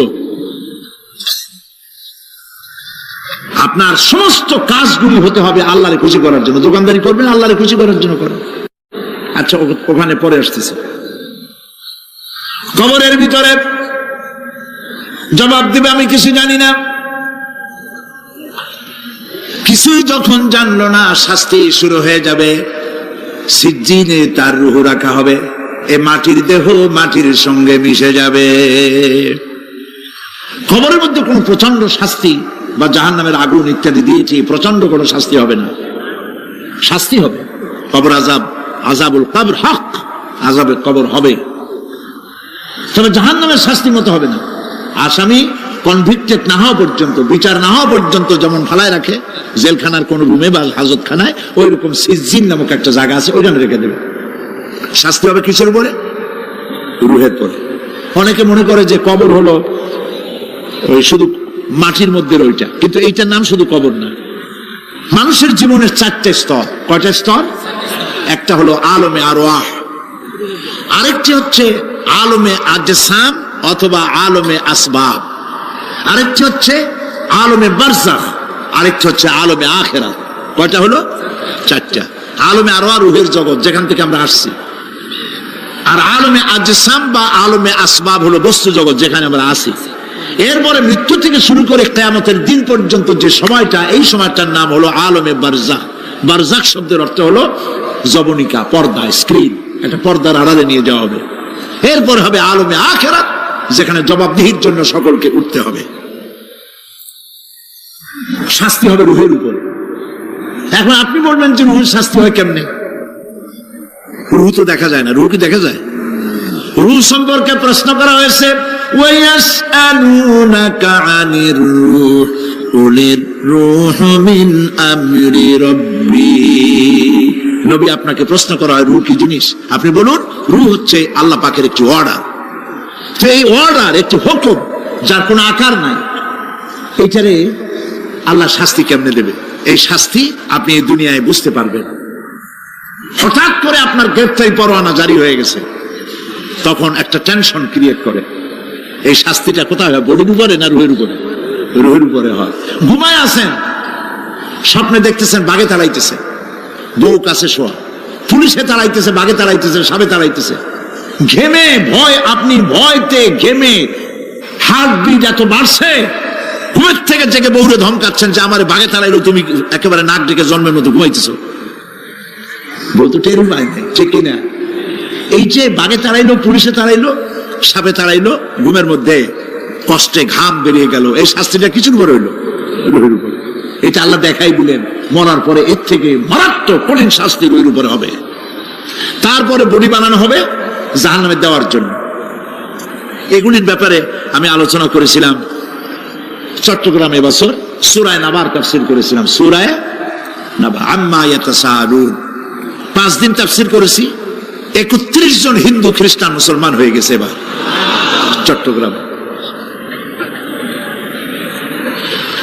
নবী করিম সাল্লাল্লাহু আলাইহি ওয়াসাল্লাম বলেছেন, কেউ যদি দুনিয়ায় বেঁচে থাকা অবস্থায় কিয়ামতের দৃশ্য দেখতে চায়, সেজন্য সূরায়ে নাবা, সূরায়ে আত-তাকবীর, সূরায়ে নাজিআত, সূরায়ে আল-ইনফিতার, এই সূরাগুলি যেন পড়ে, তাহলে দুনিয়ায় জীবিত থাকা অবস্থায় কিয়ামতের দৃশ্য দেখতে পারবে।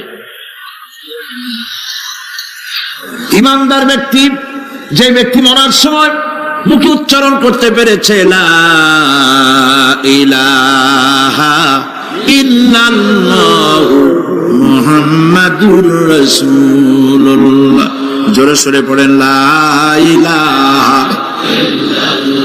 লা ইলাহা লা ইলাহা লা ইলাহা ইল্লাল্লাহু মুহাম্মাদুর রাসূলুল্লাহ। কালেমা পড়ে মারা গেল। এরপরে কবরের ভিতরে মুনকার নাকির ফেরেশতা এসে হাজির হয়ে যাবে, প্রশ্ন করবে মান রব্বুকা। ঈমানদার ব্যক্তি বলবে রব্বি আল্লাহ। বলেন রব্বি আল্লাহ। আমার রব কে? আল্লাহ না, আল্লাহ। মোহব্বতের সাথে বলেন আল্লাহ। কেউ যদি হৃদয়ের গভীর কন্দর থেকে, কলিজার মধ্য দিয়ে, মনের মণিকোটা থেকে একবার যদি গভীর রাত্রে জেগে একবার যদি বলে আল্লাহ, আল্লাহ পাক 70 বার সাড়া দিয়ে জিজ্ঞেস করেন, বান্দা কি চাও বলো, আমি হাজির। কি মজার নাম আল্লাহ! এর থেকে মজার নাম পৃথিবীতে নাই। এই মজা বেশি পাবেন তাহাজ্জুদের সময়। সুবহানাল্লাহ বলেন। রাত জাগতে শিখুন, তাহাজ্জুদের নামাজের অভ্যাস করুন। সমস্ত নবীদের উপরে তাহাজ্জুদ পড়া বাধ্যতামূলক ছিল। গভীর রাত্রে সব ঘুমানো, আপনি জাগুন, উযু করুন, একটা রুমের মধ্যে একা চলে যান, দরজা বন্ধ করে দিন, তারপরে 6 রাকাত 8 রাকাত নামাজ পড়ে কান ধরে আল্লাহর কাছে বলতে থাকেন, আল্লাহ, আমি এই সমাজের একজন নগণ্য মানুষ, তুমি দয়া করে আমারে কত টাকা দিছো, পয়সা দিছো, আমার মতো বিদ্যা জানাওয়ালা লোকেরা রিক্সা চালায়, অফিসে চাকরি করে, খাইয়া বউরেও ভালো কাপড় দিতে পারে না, তুমি আমারে কই থেকে কই নিয়ে আসছো বাবু, তার আমি শুধু নাফরমানি করছি, গুনাহ করছি, মিথ্যা কথা বলছি, আল্লাহ তুমি আমারে মাফ করো। গভীর রাত্রে গুনগুন করে নিজের কানে ধরে অপরাধ স্বীকার করে কাঁদতে থাকেন আর ডাকতে থাকেন, ইয়া আল্লাহু ইয়া রহমানু ইয়া রহিমু ইয়া হাইয়ু ইয়া কাইয়ুম। পড়েন ইয়া আল্লাহু ইয়া রহমানু ইয়া রহিমু ইয়া হাইয়ু ইয়া কাইয়ুম ইয়া আল্লাহু ইয়া রহমানু ইয়া রহিমু ইয়া হাইয়ু ইয়া কাইয়ুম। চোখের পানি ফেলে। নবীজি বলেছেন আল্লাহর ভয়েতে গুনাহ করেছিল সেই লজ্জা করে, আল্লাহর ভয়েতে, জাহান্নামের ভয়েতে মানুষ যখন কান্দে চোখের পানি নাকের অর্ধেক আসতে না আসতে আল্লাহ পাক তারে মাফ করে দেন। আল্লাহ পাক, মা বাচ্চা যদি কান্দে মা সইতে পারে বলেন? মায়ের চাইতে আল্লাহর মহব্বত কম না বেশি? মহব্বতকে আল্লাহ পাক 100 ভাগ করেছেন, 1 ভাগ সারা বিশ্বের মাঝে ছড়িয়ে দিয়েছেন, আর 99 ভাগ আল্লাহ তার নিজের মধ্যে রাখছেন। 1টা ভাগ ছেড়ে দিলেন পৃথিবীতে, সেই ভাগের থেকে যেটুকু মুরগি পেল, মুরগি তার বাচ্চা ঠেকাবার জন্য চিলের সাথে লড়াই করে, শিয়ালের সাথে লড়াই করে, গরু হাতির সাথে লড়াই করে, মানুষ তার সন্তানকে বাঁচাবার জন্য জীবনটাও দিয়ে দেয়। 1টা ভাগের যতটুকু পেলাম সেই মহব্বত যদি আমার এত তীব্র হয় স্ত্রীর জন্য, সন্তানের জন্য, তাহলে 99টা ভাগ মহব্বত যে আল্লাহর কাছে বান্দার জন্য তার দয়া কত বেশি। এই জন্য কবরের ভিতরে প্রশ্ন হবে, কে তোমার রব? মুমিন ব্যক্তি বলবে রব্বি আল্লাহ, আমার রব আল্লাহ। ওয়ামা দীনুকা, তোমার দিন কি? বলবে দীনুনাল ইসলাম। ওয়ামান নবিয়ুকা, তোমার নবীকে? ওই লোক বলবে নবিয়ুনা মুহাম্মাদুর রাসূলুল্লাহ সাল্লাল্লাহু আলাইহি ওয়াসাল্লাম। হাদিসে এসেছে ওই সময় নবীজির চেহারা মোবারক দেখানো হবে, প্রশ্ন করা হবে মা কুনতা তাকুলু ফি হাদার রাজুল, এই লোক সম্পর্কে তোমার ধারণা কি? লোকটি বলবে হাদা নবিয়ুনা মুহাম্মাদুর রাসূলুল্লাহ সাল্লাল্লাহু আলাইহি ওয়াসাল্লাম, ইনি তো আল্লাহর রাসূল, আমার নবী। সঙ্গে সঙ্গে গায়েব থেকে আওয়াজ হবে ফাফরিশু বিল জান্নাতি ওয়ালবিসু বিল জান্নাহ, ও আমার ফেরেশতারা আমার বান্দার জন্য জান্নাতের বিছানা কবরের মধ্যে বিছায় দাও, আর আমার বান্দাকে জান্নাতের পোশাক পরায়, জান্নাতের পোশাক পরায়, জান্নাতের বিছানা বিছায় দাও, আর তার কবরটাকে প্রশস্ত করো ইলা মাদ্দা বাসারা, যদ্দূর তার চোখের দৃষ্টি যায় অদ্দূর বড় বানায় দাও কবর। ফেরেশতারা বলবেন নম কানাউমুল উরুস, দুলামিয়া যেমন বাসর সজ্জায় বৌমিয়া ঘুমায়, তুমি আরামে ঘুমায় থাকো ইলা ইয়াউমিল কিয়ামা। ভাই সাহেব, এই পৃথিবীর সব ফাঁকিবাজি, মোহ, সব মোহ, স্ত্রী পুত্র পরিজন মাল ধন কিচ্ছু না, কোনো দাম নাই। আল্লাহকে ভয় করুন, আল্লাহকে ভয় করে চলুন। ভয় তো করতে পারলাম না, এত বড় একটা রমজান মাস চলে গেল, রোজা আসছিল তাকওয়া সৃষ্টি করার জন্য, সারা জীবন রোজা রাখলাম, মুত্তাকি হইতে পারলাম না। এটা ঠিক কিনা বলুন? সারা জীবন রোজা রাখলাম, মুত্তাকি হইতে পারি নাই। এখনো মিথ্যা কথা বলি, ওজনে কম দেই, খাদ্যে ভেজাল দেই, কথা ঠিক কিনা? মিথ্যা কথা বলতেছেন, মিথ্যা কথা বলা কবিরা গুনাহ, মিথ্যা কথা বলা সমস্ত গুনার মা। কোথায় কোথায় মিথ্যা বলা হচ্ছে? দোকানদারি করতেছেন, কষ্ট করে মাল কিনছেন, লাভের জন্যই তো কিনছেন, মিথ্যা কোন কেন? ওজনে কম দিচ্ছেন, ভেজাল দিতেছেন, ভেজাল দিয়া কম দিয়া কয় টাকা উপার্জন করবেন? আর কতগুলি খাইতে পারবেন আপনি? চাউলের মধ্যে তুষ দিলেন, কুড়া দিলেন, পাথর দিলেন। আহারে মুসলমান, কি কপাল পোড়া! ওজন দিতে গিয়া একটু খিস দিয়া ধরে যেদিকে পাথরটা, আর মালটা যেদিকে সেদিক টিটু নিচু করে দেয়। যে কেনে সে মনে করে মাশাআল্লাহ, লোকটা তো খুব ভালো, আবার তো বেশি দিছে। কিন্তু বাড়ি যেয়ে দেখবেন আপনারা 14 গ্রাম কম দিছে। ও 14 গ্রাম তো জায়গায় না, এখন তো গ্রাম বলে। আগে তো আমরা ছটাক মটক বলছি, এখন গ্রাম বলে সুবিধার জন্য। এগুলি কি আমি বানায় বলতেছি না? কথা ঠিক। লাভটা কি? কি লাভ? জমিনের আইল ঠেলতেছেন, পরের জমিন দখল করতেছেন, বোনেরে ঠকাইছেন, ভাইরে ঠকাইছেন, ভাইয়ের সম্পত্তি ফেরত দেন নাই। আহা, এই যে দুরবস্থার সৃষ্টি হলো, আমলের পরিবর্তন হলো না। মসজিদ বানাইছি সব দালান, মসজিদগুলি সব বিল্ডিং হয়ে গেছে। নবী করিম সাল্লাল্লাহু আলাইহি ওয়াসাল্লাম বলেছেন মাসাজিদুহুম আমিরাতুন ওয়াহিয়া খারাবুম মিনাল হুদা, মসজিদগুলি সব দালান হয়ে যাবে শেষ যুগে। এগুলি নবী করিম সাল্লাল্লাহু আলাইহি ওয়াসাল্লামের ভবিষ্যৎবাণী। মসজিদগুলি কি হবে?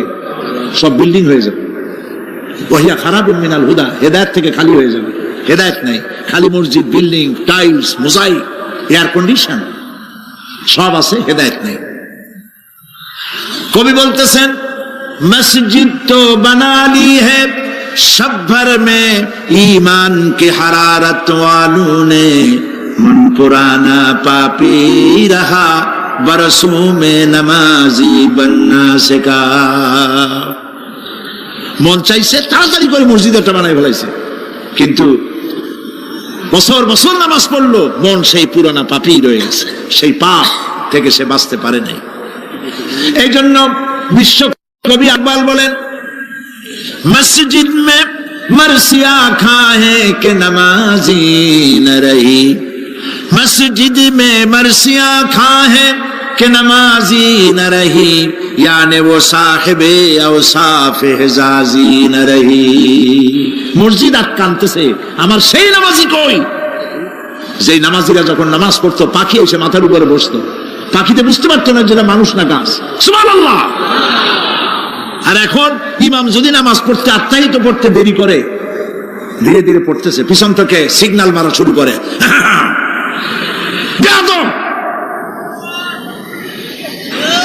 ইমাম যদি নামাজের মধ্যে, ইমামকে কখনো গলায় কাশি দিয়ে আপনি ডিকটেট করতে পারবেন না, বেয়াদবি, নামাজ নষ্ট হয়ে যাবে।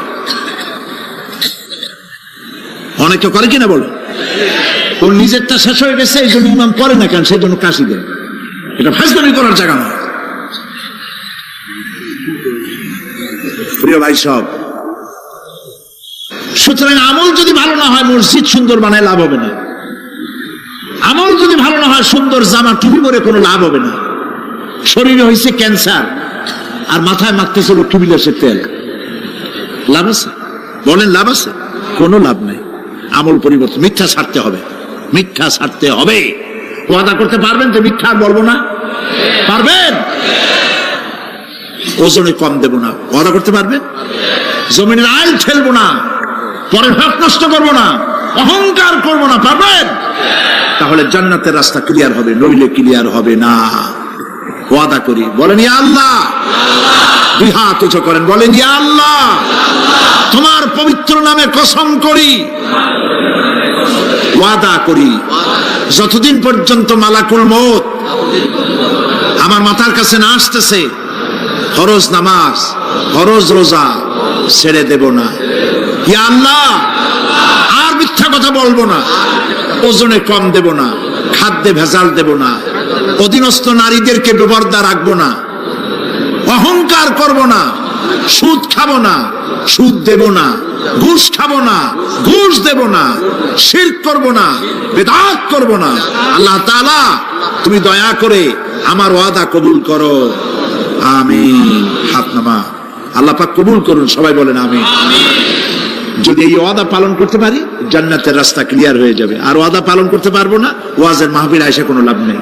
বছরের পর বছর ওয়াজ শুনবেন, আমলের পরিবর্তন হবে না, কোনো লাভ নাই। দোকানদারেরা ওজন টোজন ঠিক মতো দেন, মিথ্যা কথা বলা বাদ দেন, ওজন একটু কমাইয়া দিয়া, খাদ্যে ভেজাল দিয়া কোনো লাভ নাই।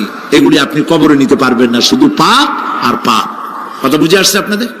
প্রত্যেকটি মানুষকে তাওহীদবাদী হতে হবে, শিরক মুক্ত হতে হবে।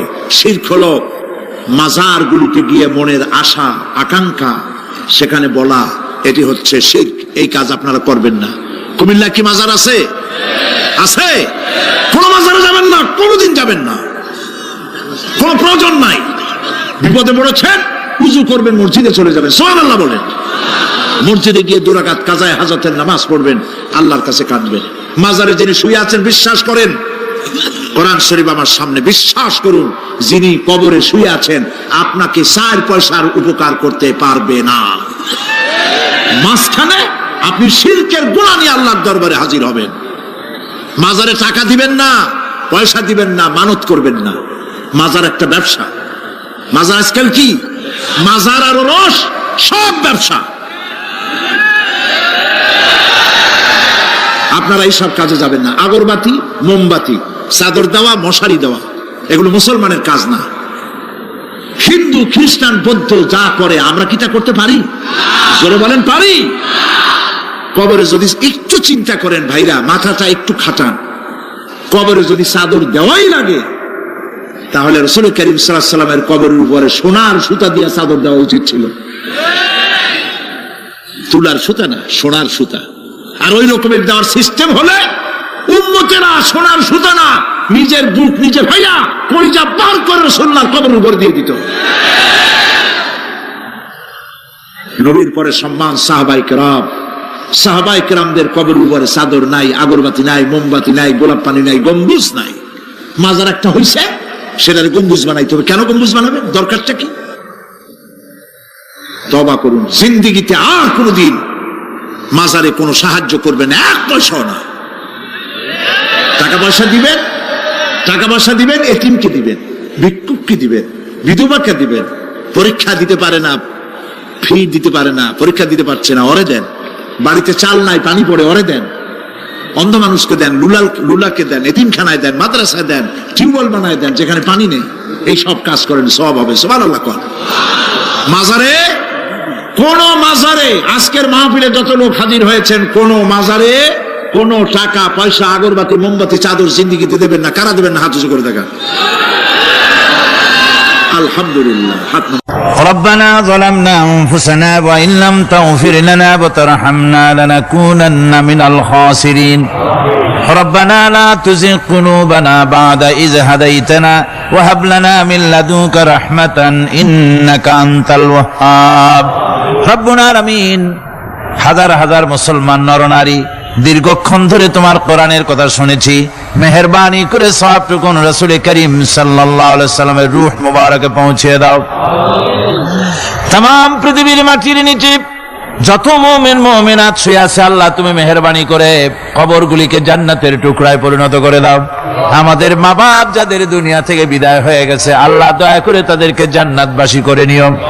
রব্বিরহামহুমা কামা রব্বায়ানি সগীরা রব্বিরহামহুমা কামা রব্বায়ানি সগীরা।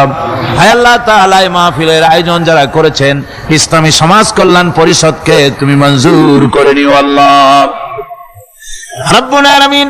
तमाम পৃথিবীর বুকে মুসলমানেরা যত জায়গায় বিপদে আছে, মুসিবতে আছে, আল্লাহ তুমি দয়া করে মেহেরবানি করে বিপদগ্রস্ত মুসলমানদের হামি ও নাসির হয়ে যাও রব্বুল আলামিন। এই মাহফিল আরো 3 দিন এখানে হবে বলে আমাদের প্রোগ্রাম রয়েছে। আল্লাহ বাকি 3 দিন তোমার কুদরতি নিজাম দিয়ে তুমি এটাকে পরিচালিত করে দিও আল্লাহ রব্বুল আলামিন। এই মাহফিল যারা আয়োজন করেছেন, এবছর দারুণ ভাবে ঋণগ্রস্ত হয়ে তারা এই মাহফিলের ব্যবস্থা করেছেন, আল্লাহ তুমি দয়া করে তাদের ঋণ পরিশোধ করার মতো তৌফিক দিয়ে দিও। তোমার বান্দাদের দিল তাদের দিকে মাইল করে দিও রব্বুল আলামিন। এই মাহফিলের যিনি মুরব্বী হযরত মাওলানা শামসুদ্দিন সাহেবের জন্য গতকাল দোয়া করেছি, আজও করছি, গত বছরও করেছি। তোমার কাছে আমরা কাঁদতেই থাকবো, দোয়া করতেই থাকবো, যেহেতু তোমার দরজা ছাড়া আর বান্দার কোনো দরওয়াজা নাই রব্বুল আলামিন। তুমি মেহেরবানি করে আমাদের এই ভাইকে দয়া করে চক্ষুষ্মান করে দাও, তার দৃষ্টি শক্তি দয়া করে তুমি ফিরিয়ে দাও রব্বুল আলামিন। তুমি তোমার বান্দাদের দোয়া তোমার দরবারে মঞ্জুর করে নাও।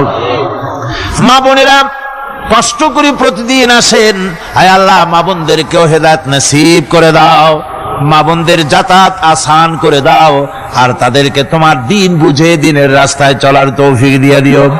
ربنا تقبل منا إنك أنت السميع العليم وتب علينا إنك أنت التواب الرحيم سبحان ربك رب العزة عما يصفون وسلام على المرسلين الحمد لله رب العالمين بحق لا إله إلا الله محمد رسول الله السلام عليكم ورحمة الله